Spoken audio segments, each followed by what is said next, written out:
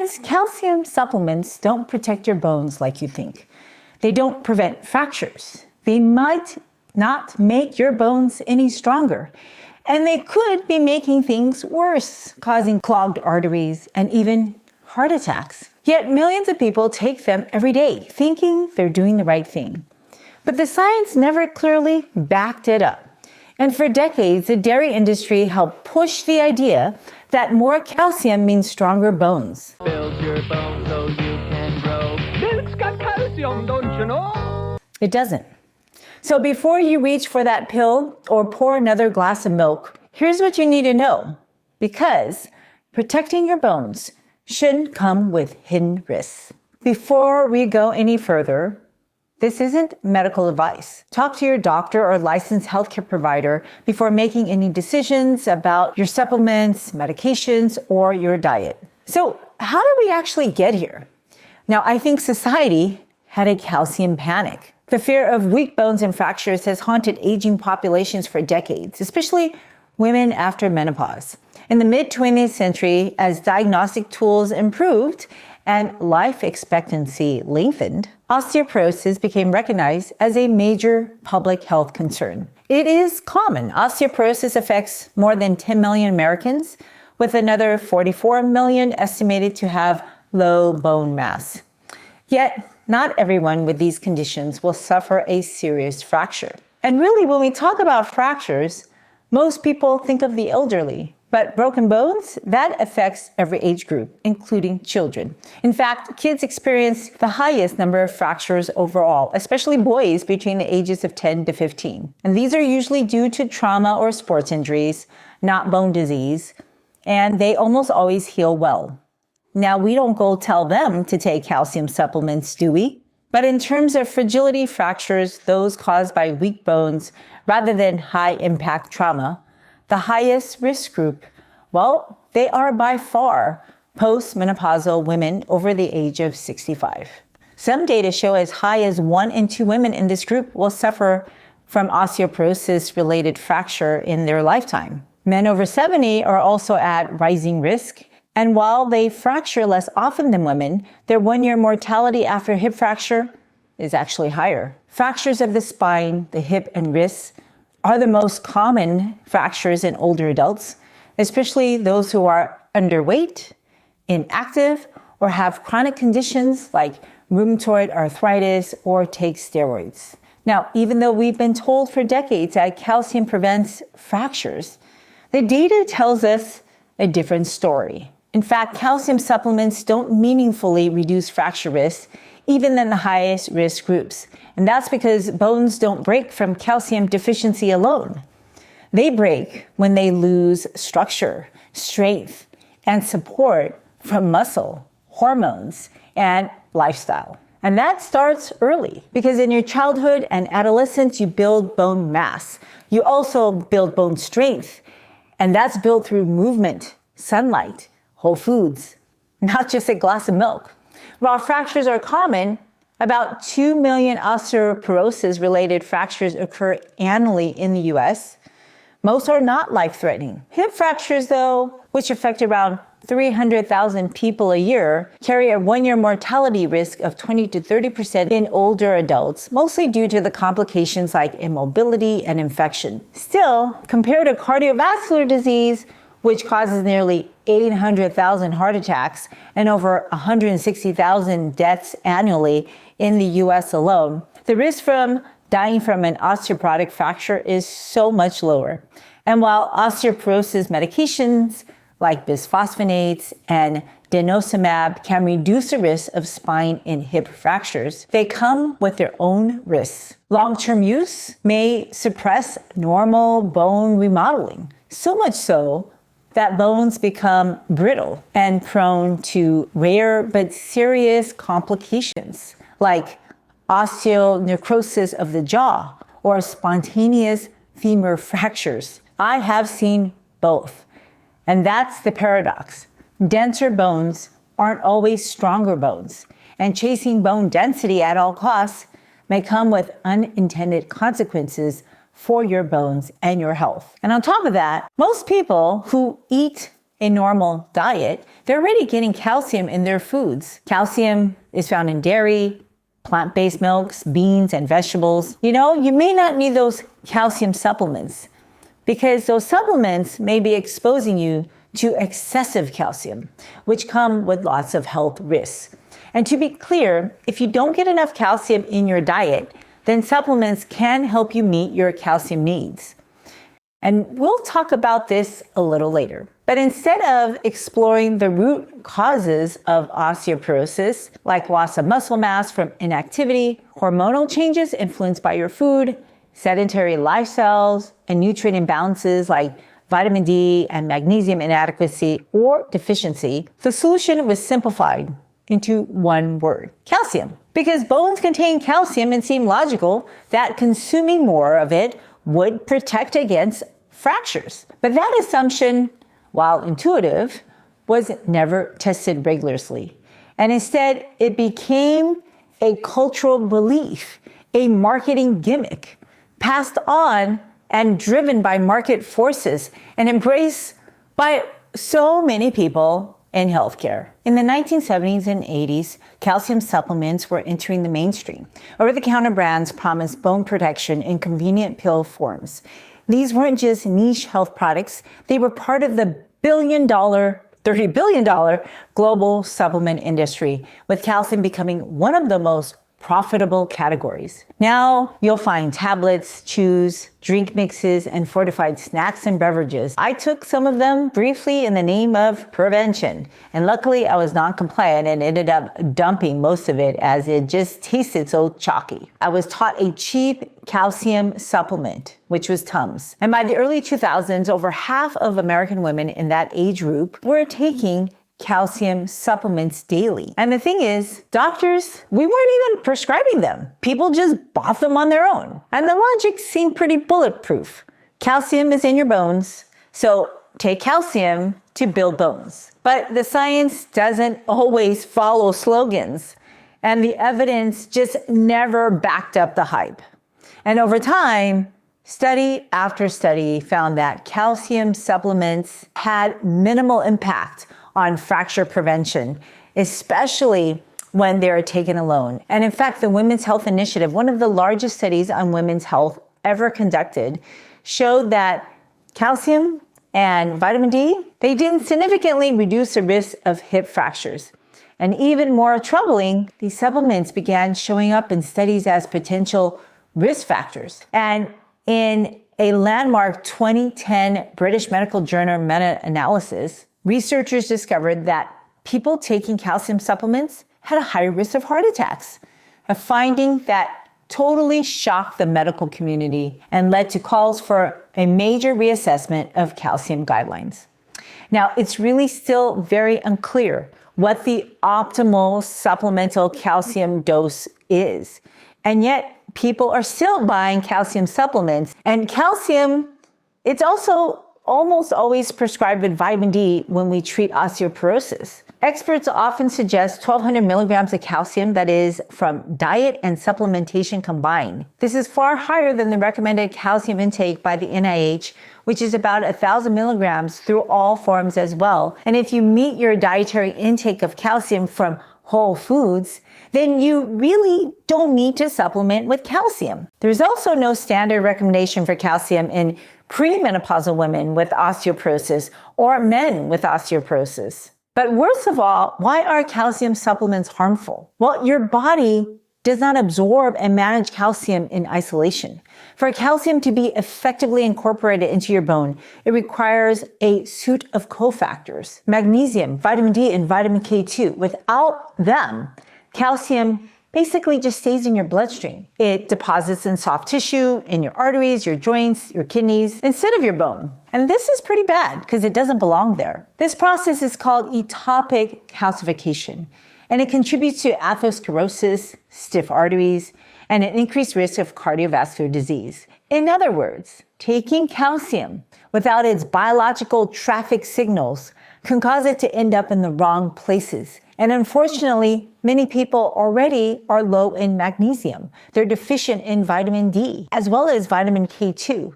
Yet, that hasn't stopped the calcium pill-pushing narrative. But don't get me wrong, calcium is not totally useless, as some people might actually need that extra calcium supplements. So there are appropriate situations in which calcium supplements could be beneficial. And people with documented calcium deficiency diagnosed through lab testing may benefit from the right supplements. This includes those with malabsorption syndromes like celiac disease or parathyroid hormone disorders, people taking medications that deplete calcium, or those on restrictive diets and unable to meet their calcium needs through food alone, frail, institutionalized older adults, or at a very high fracture risk with proven low dietary intake. They may also benefit from calcium supplementation, but ideally, only enough supplement to cover what they don't get from food. And remember, in order for calcium to work effectively, you need an adequate amount of magnesium,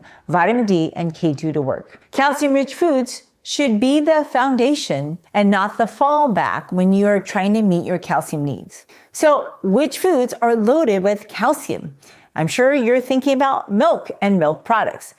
Long before the supplement boom, Americans were told milk was the ultimate bone-building food. From the 1940s USDA recommendations to the famous 1990s Got Milk commercials, right? Dairy was positioned as essential. And this wasn't just nutritional advice, it was marketing, backed up by powerful agricultural lobbies with billions of dollars. Dairy industry tied calcium to strength, to beauty, and even patriotism. It became so ingrained that few questioned whether milk was the best source or even a necessary one. In fact, my mom believed milk was the most nutritious liquid, even more nutritious than her own breast milk. So many Asians longingly looked across the ocean with envy because they didn't have milk, nor did they have much food. But recent studies have challenged that belief. Countries with the highest dairy intake, like the US and Sweden and Finland, they also have some of the highest rates of osteoporotic hip fractures in the world. And meanwhile, countries that consume very little dairy, well, they tend to have fewer fracture rates, despite far less calcium intake, period. So I think as a result, in America, we think we need more calcium, so the recommendations are to get a higher amount. In the United States, the National Institute of Health, they recommend adults from 19 to 50 years take 1,000 milligrams a day, and women 51 and over take 1,200 milligrams a day, and men 71 years or over take 1,200 milligrams a day too. These are among some of the highest in the world, driven by long-standing beliefs about osteoporosis prevention and heavy influence from the dairy industry. However, in Japan, recommended intake for adults are much less. For men 18 to 69, 650 to 800 milligrams a day. And for women 18 to 69, 650 milligrams a day. For men 70 and over, 700 milligrams a day. And for women 70 and older, 650 milligrams a day. Notice how Japan's recommendations for calcium are so much lower than the United States. And what they recommend are traditional diets that include more calcium from plants and fish sources. Of note, the Japanese have a lower incidence of hip fractures, despite their lower calcium intake. They also they didn't eat much dairy. In fact, Japan doesn't even recommend dairy as a way to get your calcium. And by the way, the Japanese, they're considered one of the longest living countries in the world. And one of the least discussed consequences of regular dairy consumption is its impact on insulin-like growth factor 1, a growth hormone naturally present in milk to help calves grow to 500 pounds. So if you want to gain weight, dairy seems like a good idea. When humans consume dairy, insulin-like growth factor 1 levels, they rise. And that might sound harmless to you until you realize that elevated insulin growth factor 1 is associated with a higher risk of breast cancer, higher risk of prostate cancer, and higher risk of colorectal cancer. Now, in men, high dairy intake actually has been linked to more aggressive prostate cancer. In women, dairy may fuel estrogen-sensitive tumors. Insulin-like growth factor 1 doesn't selectively grow bones. It basically grows everything, including abnormal or cancerous cells. So the idea that milk is a healthy food should really be reserved for cattle. And people aren't cows. And we're learning more calcium doesn't make stronger bones. The truth is, your bones, they actually don't need extra calcium. They need regulated calcium. Strong bones require consistent weight-bearing activity to stimulate bone remodeling. Gravity allows you to remodel your bones, and you get this when you exercise, when you put stress on your bones. How much exercise are you doing? The Japanese walk somewhere between 6,500 to 9,700 steps a day. The World Health Organization recommends 150 minutes of moderate intensity exercise in a week. Less than half of Americans over 18 get enough aerobic physical activity, and 75% don't get any resistance training. I think physical inactivity is a leading cause of osteoporosis in America. If you think about it, if calcium really built strong bones on its own, then astronauts wouldn't be losing bones in space. But they do, despite consuming carefully controlled diets rich in calcium and vitamin D and magnesium. Astronauts lose bone mass rapidly, up to 1 to 2% of their bone per month, especially in the spine, the hips, and the legs. That's faster than most seniors lose bone in a year. And why?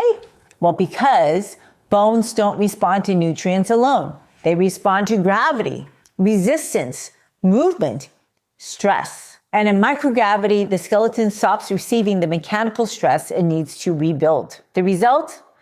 The body breaks down bones faster than it can replace it. So no matter how much calcium that you are taking as a supplement, it doesn't work unless you exercise. Now, NASA has since made daily resistance training mandatory on the International Space Station, not because of diet, but because only physical stress tells the bones to stay strong. And it's the perfect example of how calcium without context fails and why movement matters more than minerals. Now, besides mechanical stress, bone remodeling requires vitamin D to absorb the calcium in the gut. And vitamin D is activated by magnesium. So you also need magnesium to activate these key enzymes for you to rebuild. And vitamin C is also needed to rebuild collagen. And then you need vitamin K2 to guide the calcium into the bone instead of going into the soft tissue. And without this network of different players, calcium is like construction material dropped in the middle of the road. That's why the quality of your diet and exercise, your lifestyle, matters far more than hitting an arbitrary milligram target. And that's also why plant-based calcium sources, which come with these cofactors, they are built in and are often more effective and safer than isolated pills or animal products. If you want strong bones, start with foods that support bone metabolism naturally. Leafy greens like kale, bok choy, turnip greens, collards, and mustard greens. They are all rich in calcium. It is so much more highly bioavailable, so much more absorbable than calcium in animal products. In fact, kale has a higher calcium absorption rate than milk. Tofu, tempeh, and white beans are also excellent sources of calcium. So are chia seeds, tahini, sesame seeds, and fortified plant milks like almond, oat, soy, or pea milk. And unlike dairy, these sources, they don't come with saturated fat or cholesterol or insulin-like growth factor 1 or inflammatory proteins. Many are also naturally rich in potassium, vitamin K, fiber, and magnesium. Exactly the nutrients that protect bone density, reduce inflammation, and improve cardiovascular health. And by now you're probably wondering about vitamin K2, which has been marketed as a must-have supplement for heart and bone health. But guess what? Most people don't actually need to take this supplement if they eat a proper diet. While vitamin K2 does play a role in guiding calcium to the right places, helping move calcium into bones and keeping it out of the arteries, and the evidence for supplementing, well, in healthy individuals, it's pretty weak. Your body can convert some vitamin K1, which is abundant in leafy greens, into K2 if you have the right microbiome. Now, people who also eat fermented foods like natto, technically real cheese, not all cheese is real, and sauerkraut may get a booster too. And true K2 deficiency, that's pretty rare. Most people who eat enough of a variety of a diet can convert their own K into K2. And vitamin K is important to blood clotting, to bone maintenance, and vascular health. So the claims that K2 supplements prevent heart disease or osteoporosis, they come mostly from observational studies or animal data, not from large, well-controlled human trials. And in fact, most of the hype around vitamin K2 is driven by the supplement industry. It's not founded on clinical, robust science. So unless you have a specific medical condition, then you probably should check with your doctor to see if you need to take some extra vitamin K2. The bottom line is calcium is just part of the story, but not the main character for your bone health. What your bones need most is mechanical stress for movement, anti-inflammatory whole foods, and a balanced nutrient profile. That means resistance training, sunshine for vitamin D, sometimes with a supplement to make up for any kind of deficit. And of course, leafy greens and legumes for other minerals like magnesium and fiber that will help your gut make its own vitamin K2. And if you live in a modern processed food diet, you don't exercise, and you rely on supplements to fix your problems, no amount of calcium will protect you from osteoporosis. In fact, it may actually harm you. The old advice told you to take calcium to prevent fractures. The updated science tells us is that if we keep doing what we're doing and without changing our lifestyle, we're simply just shifting the risk from our bones to our arteries. And for decades, we all trusted that calcium supplements and drinking milk were the keys to strong bones. But now we know, and that was built on shaky foundation, propped up by industry influences, reductionist science, and fear-based marketing. And the truth is so much more complex with calcium, which is dependent upon an adequate amount of vitamin D. Well, guess what? 50% of people have an inadequate amount of vitamin D. And if you want to learn more about that, watch the next video.